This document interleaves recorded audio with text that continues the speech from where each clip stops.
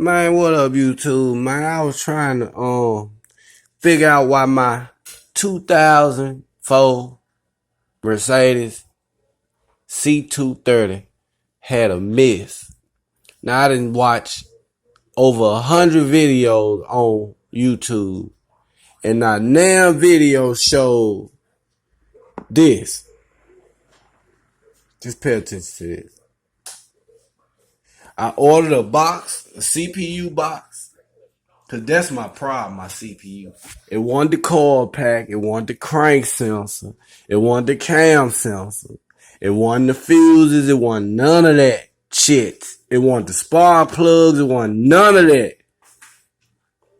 My car was running on 2 cylinders, man. The other 2 cylinders weren't even working because of this, man.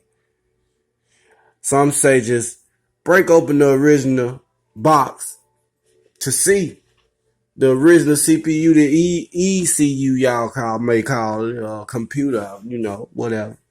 But this is my problem. I tested coils. I can even tell you what they read, a 27.3 ohm. I tested fuses. I tested connectors. I tested everything.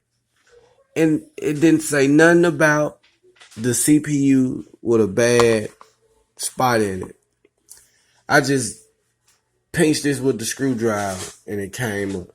So it let me know it was burnt. You can't move these like talking about. But I just barely touched that and it popped up. Cause it's burned.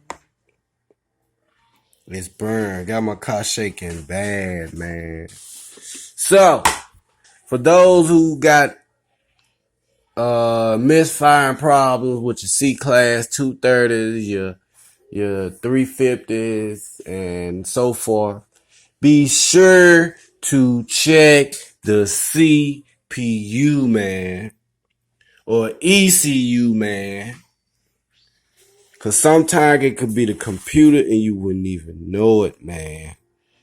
This got to be a recall malfunction.